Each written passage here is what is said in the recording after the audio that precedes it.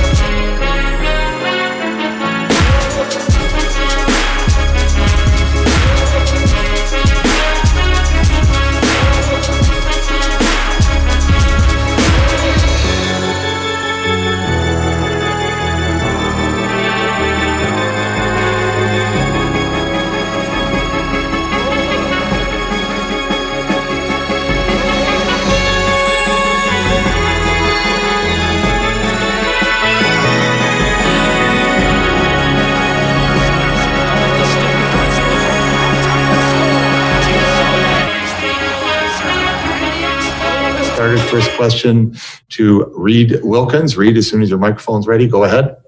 Hi, guys. Question for Leon today.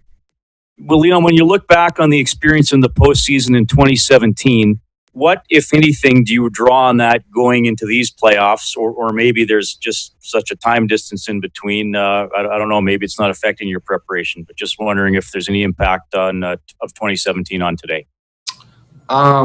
I mean, it's obviously a little bit of a different setup, I guess, but, I think being the first time in the playoffs, that run in 2017, you learn a lot and you take a lot of things out of it that work, that don't work.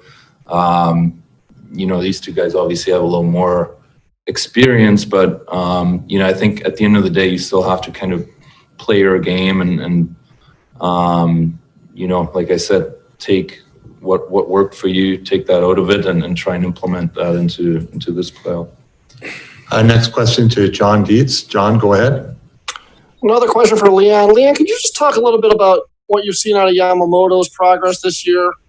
What's kind of maybe allowed him to turn the corner and just what makes him such a dangerous player despite his relative inexperience so far in the league? Yeah, he's been great. He's been amazing, obviously.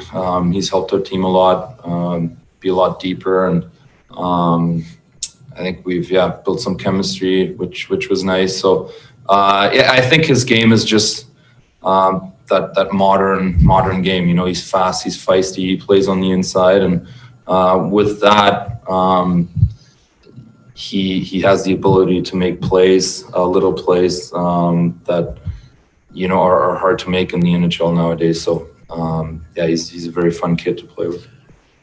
Next question to Gene Principe. Gene, go ahead. Yeah, hi. This question is for Chris. Chris, can you just describe your own sort of playoff experience, what it's been like? And kind of part two is, depending on circumstances, are you comfortable trying to help out some of the players with less playoff experience just because you know, kind of been there, done that a little bit? Yeah, I think, been in some different situations, so I can draw on those experiences. I think we've got a good group, though. We've got some good veteran guys that, guys like Nealer, who's been in the Stanley Cup Finals a few times. So we've got a lot of veteran guys that I think guys are able to look up to and ask questions. And I think that's a big part of our group is that guys aren't shy to do that. And we're a close-knit group, so guys are very comfortable if they have some questions or if they need some help with some situations come playoff time. Next question, Ryan Rashog. Ryan, go ahead. Yeah, question for Leon and for Adam. I just wanted you to maybe comment, Leon, on the Chicago Blackhawks. And, you know, they played a pretty good exhibition game the other day. They clearly have some veterans in the lineup. Just a thought on maybe not taking them lightly and how they can be dangerous. And Adam, maybe specifically to you, just on the challenge of those offensive threats like Kane and company.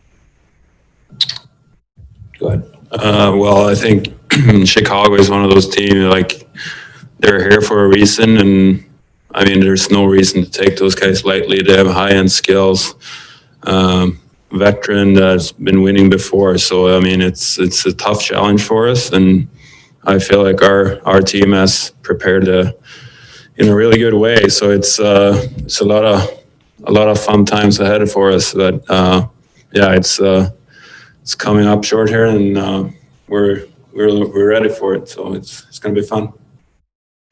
I agree with what Larsson.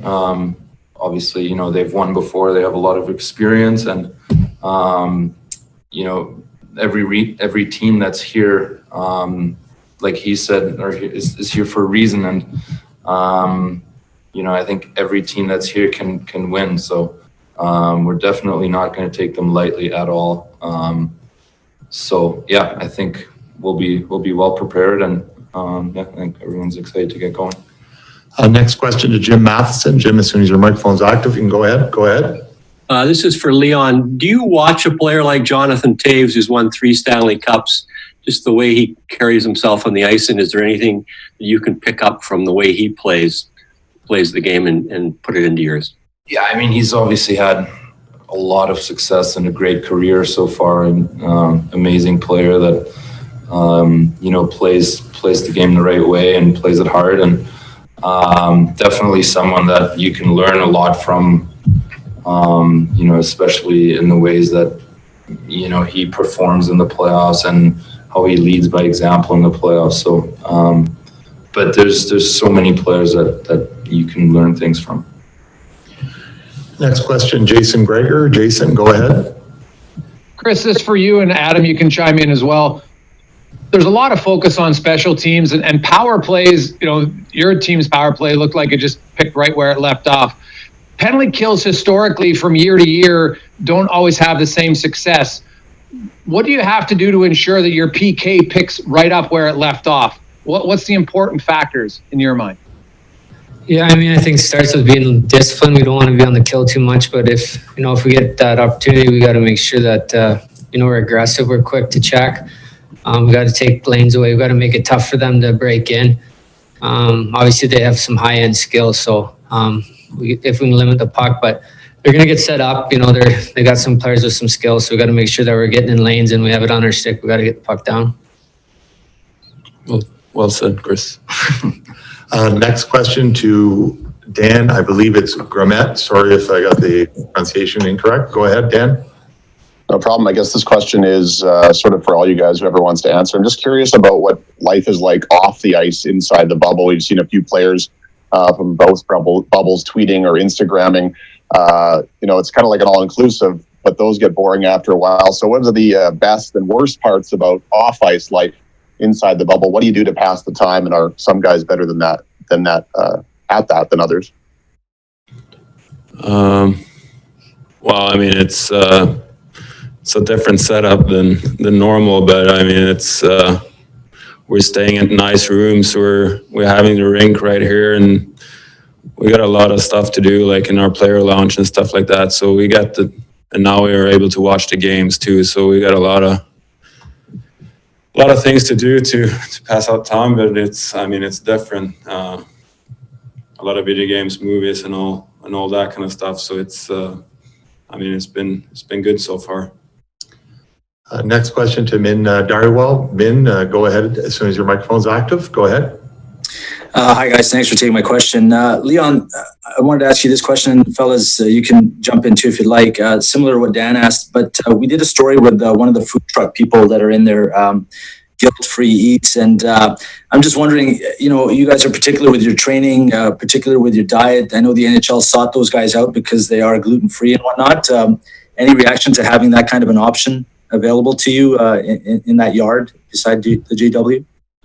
Yeah, it's great. Obviously guys like different things. Guys have allergies and that kind of stuff. So it's nice to have different options. And I think the guys are enjoying it so far. And obviously we're happy that there is different options that you can pick from here. And we've got one more question. Mark Spector. Mark, as soon as your microphone's active, you can go ahead. Go ahead. So, Leon, you and Connor are always up for awards. You lead the league in scoring and stuff. But we all know that this team's not going anywhere. The best you guys do is when you keep the puck out of your net. The defensive work proves that that's where you guys get the most success. What would you say about the tone that Larsson and Russell set for you guys, for your whole team, when it comes to blocking shots, killing penalties, all the dirty work that you're going to need to win? Yeah, I'm just going to pump their tires a little bit here right now. Obviously these two guys are, the heart and soul of our team a little bit. Obviously we all know that, we can score and fans might like that part of the game a lot more or appreciate that more. But I think these guys, they go unnoticed and unrecognized a lot of the times where, they should get some recognition for what they do. It's amazing. Rusty, especially with blocking shots. Lars playing, the minutes that he plays and playing the toughest competition every night. So, they set the tone back there, and I think we've taken a big step because of these two this season in terms of defensive hockey. Thank you very much, and we'll be back shortly with head coach Dave Tippett. Thank you.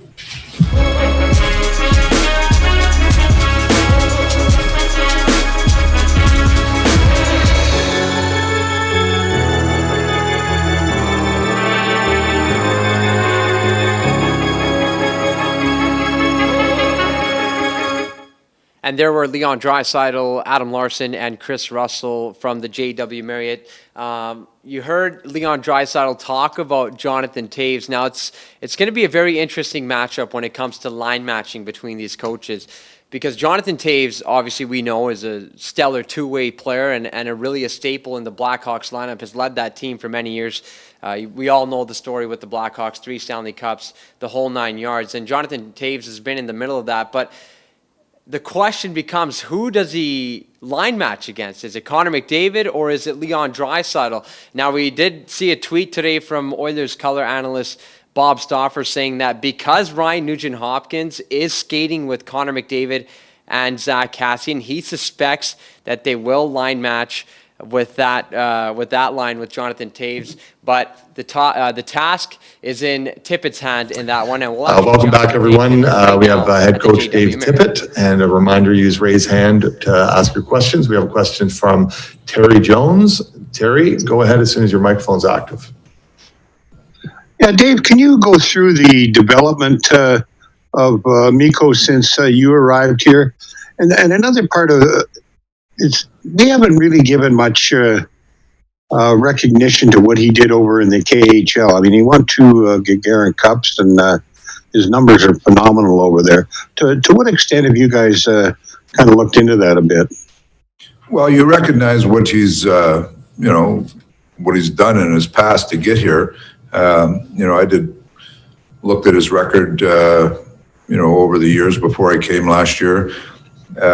When I looked at him, the one thing that was evident was he looked like he was fatigued at the year before, had played a lot of games, and it looked like that was affecting his play. And this year, we with the way we platooned our guys, he's looked fresh every start. He's, he is a quiet guy, but he's a mature guy. He understands the game very well. He's just coming. He has a quiet confidence about him, and he's. I think this year the biggest thing with both our goaltenders is our team trusts both of them, and I think the goaltenders trust the team. And so he's played well all year, and what he's done in the past. That it's not. He's got good experience in playoffs, just not in the NHL. So you recognize that, and we expect him to be a good player in the playoffs. Next question to Tim Campbell. Tim, as soon as your microphone is unmuted, you can go ahead. Go ahead. Hi, Dave. During all the waiting time, and there was some idle time, 4.5 months worth, what was the thing in your mind you just knew you were going to have to keep your eye on with your team when we got started back up? So what was that thing, and how do we stand with that thing today as we're ready for game one? You know what? You're always concerned about the mindset of your team. The longer it went on, you're really concerned that is your team going to be pumped up to come back? Are they, it's been so long, it's the summer, where are we? And so we stayed in close contact with our players. We had every week or so, we'd have a conference call with all the players and just kind of get some feedback. And, as we went on, it became clear to me that our players were enthused about coming back. We wanted an opportunity to come back. And that was the big thing we talked as a group with. There's an opportunity in front of us. If we embrace that opportunity, wherever it was going to be and whenever it was going to start, that will give us a chance. And I really, as a coach, you're concerned about that. But as soon as the players got here and kind of got together and started working out, you realize that wasn't going to be an issue with our group. They were enthused to be here. Anxious to get going, and we've talked about building from the start of training camp, and even today, they were talking about that. We got one more practice, and then we get to go. So I've been really, really pleasantly surprised, and not surprised is the wrong word, but it's been good to see their mindset coming in, and that was my concern. When we finished. Next question, Ryan Rashad. Ryan, go ahead. Dave, usually heading into a playoff series, you have a bit of notice who you're going to face. Unique situation this year in that you've known for quite a long time who your opponent was going to be. I wonder if there was a way in which you put that extra time to use, dug any deeper than you might normally, and then if you can, just to comment on what you found about the Hawks and what do you think their biggest challenges will be that you guys face?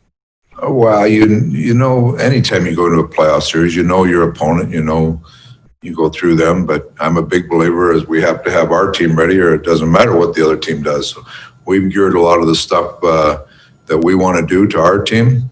That being said, you gear things with your team that are ways to beat the other team without talking about the other team. So we really concentrate on ourselves. We know Chicago is a very good team. They're high skill, great leadership.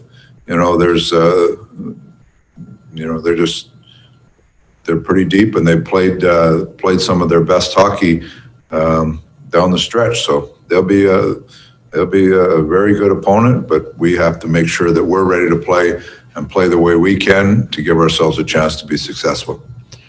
Next question to Marty Klinken. Go ahead, Marty.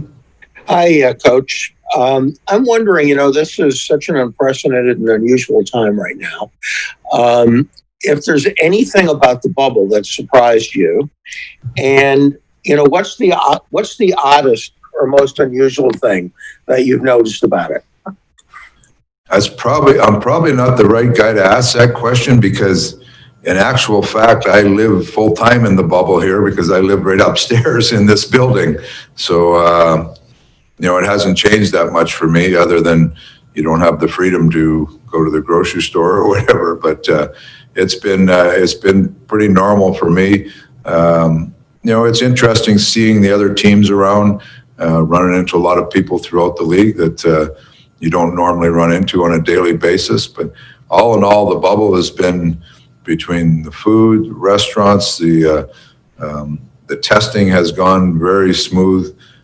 Dressing rooms, everything to me has gone very, very smooth so far. And I know from our player standpoint, there's no complaints whatsoever. And it's probably for a lot of hockey players, it's like a kids tournament when you used to go, lots of teams around and everybody's excited to play. And once the tournament starts, there'll be lots of enthusiasm and lots of people watching. So it's the experience in the bubble has been very positive so far. Next question, Jason Gregor. Jason, as soon as your microphone's ready, you can go ahead. Dave, I know I spoke to you yesterday. You were just getting ready to watch St. Louis and Chicago. Did you see anything different that you saw in that game that they're doing that maybe they weren't doing at the end of the regular season? No, they played very well last night. They looked like a enthusiastic team. They played very well, and the scoreboard indicated that. Next question, Daniel Nugent-Bowman. Daniel, as soon as your microphone's active, you can go ahead. Dave, it's no secret, obviously, that Connor McDavid and Leon Draisaitl had tremendous seasons. Checking seems to get a little bit tighter in the playoffs. I'm just curious how you think they can elevate their game from what was already a tremendous year. Well, they know their role on the team, what's expected from them. We expect everybody to play as well as they can, them included. I mean, they certainly are. They're well known for their status in the league and how good of players they are. But we expect everybody to play that way. Everybody's got to go into a playoff series and contribute the best way they can. Some guys get more opportunity, and whether it be power play or more ice time, but we expect everybody to contribute, and they know the checking is tighter, and they recognize that they have to check tighter also. I mean, that's just playoff hockey. That's where they are. Next question, Jim Matheson. Go ahead. Dave, a question on Yamamoto. Is it too obvious to say that Yamamoto's success the 2 months when New Year started saved your team because you gave you a second line, and before you loaded up on the first line with Connor and Leon and Cassian, but with Yamamoto coming in, he gave you a different look and a different option on another line. He gave us some depth to allow us to break up Connor and Leon, but we didn't play very well in December. We came out after Christmas and got schwacked by Calgary. We dug into some of the things we were doing. I think that was a turning point for our team. Like I say, that's when we really separated Connor and Leon, and Yamo coming in gave us another depth forward. So it kind of changed the complexion of our team. And Yamo, I give him credit, he played very well coming in, but when we brought him in, we didn't realize that he was going to be an anchor on a second or a mainstay on a second line with Leon. That kind of evolved as his play dictated that. So he played very well, but allowed our team. I thought we were going to take second steps in the second half, and we did. Him adding extra depth there for us at the forward allowed us to create two real good lines. And I thought our second half was was much better than our first half. Next question, Mark Spector. Go ahead, Mark. 2 questions, Dave. Help us with the spelling of schwacked. Is there C in schwacked? You'll have to figure that one for yourself, Speck. You're the journalist here, not me. The second question would be, everyone tunes in to watch the Oilers play and they want a bunch of goals, right? Sportsnet, HockeyNet Canada, they bill them as the high-flying Oilers and all that. But as playoffs roll on, we know it's about as much or more how many pucks you let in your net. Guys like Chris Russell and Adam Larsson that block the big shot and all that. As you prepare for Chicago, are you more mindful of shoring up defense and keeping pucks out of your net, or letting the horses run and beat somebody 5-4? You're both. You have to be able to play well with the puck, and you have to score to win, but you also have to defend. If you let the other team score as meant at will, then you're going to have a hard time winning. So we've concentrated on both. We know that we have to do good things with the puck, and that will lead to opportunities for us. We also know we have to check very well. So there's a happy balance. We're equal opportunity here. We've addressed both sides, and we expect both sides to be done. Next question, Terry Jones. Yes, you and Joel Quenneville and a couple other guys go back to when they played the best of 5 series in the 80s, and it seems to me there are 4 out of 5 games where, you're playing every night and kind of a grind. The stats on that stretch are really significant of how many teams win the first game of the series or win the series. Can you speak to that? And with that in mind, how important is that decision for game 1 goalie? Well, you're exactly right, Terry. The first game is in a best of 5. I mean, it's imperative you start well. Is that if you lose game 1, does that mean you lose the series? No, but it certainly is. It puts you in an advantage. So you have to make sure your team is ready to play in game 1, and you have to make sure your goaltenders are ready to play in game 1. Okay, we'll take that. 3 more questions. John Dietz, go ahead, John. Hey, Dave, I just want to go back to Yamamoto for a second. Was there something that allowed him to turn the corner in your eyes in his career in a relatively short amount of time after you brought him up? Well, no, he turned his career. When we started the year in training camp, he was injured. He had a wrist injury and didn't play any exhibition games, couldn't play exhibition games from the injury, and went down to the minors. And he knew he had to work at his game. Kenny had told him that we're going to leave him down there for the first half of the year. He's got to get his game. He's got to get his injury to where he can play at full strength, and he's got to get his game in order.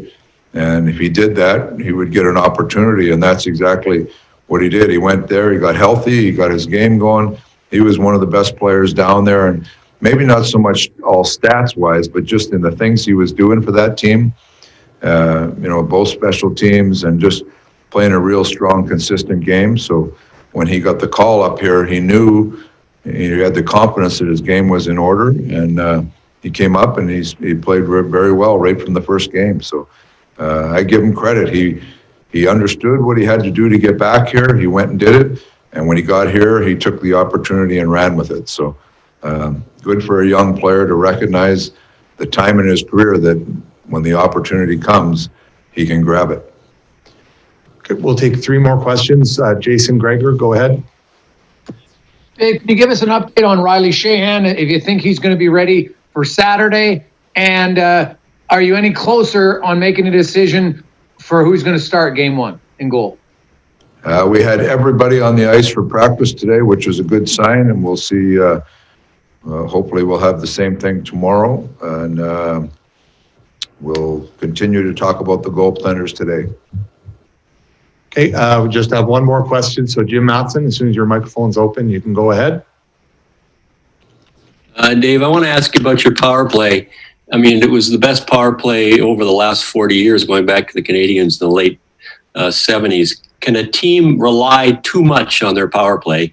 And as a coach, are you saying, look, we're only going to get about 3 of those in a game?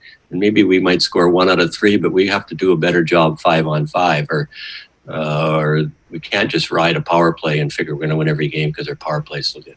Well, you never go into any game or a series thinking you're just going to ride the power play. We want to be a good 5-on-5 team, both offensively and defensively. So the majority of the game is played 5-on-5. You want to make sure that's shored up. But that being said, your power play is an opportunity, and it's a tool that you use to try to win games.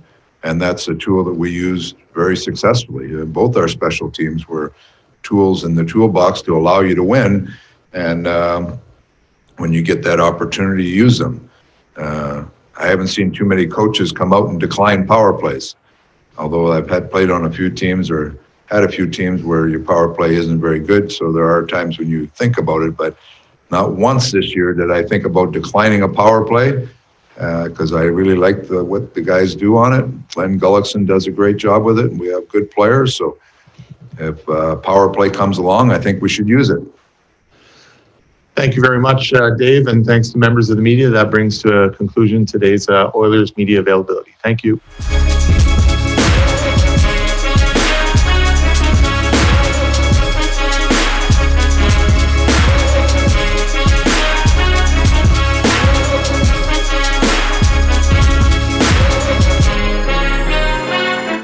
And there was head coach Dave Tippett from the JW Marriott. Now, just to finish off my point before we went into that interview, so number 93, Ryan Nugent-Hopkins, it seems like he's going to be the differentiating factor on which line gets Jonathan Toews as they try to shut him down. So that might open up the gates for Leon Draisaitl, Kyler Yamamoto, and Tyler Ennis to go up against either Dylan Strome or Kirby Dach. So Jonathan Toews will have a tough task ahead of him no matter which line he takes. But according to coach, color analyst and 630 Ched host of Oilers Now, Bob Stauffer, he suspects that Toews will go up against McDavid and Nugent-Hopkins. Now, a funny thing that head coach Dave Tippett did mention was that it's almost like a kids tournament, living in the same hotel, very close vicinity. They're able to walk to the rink.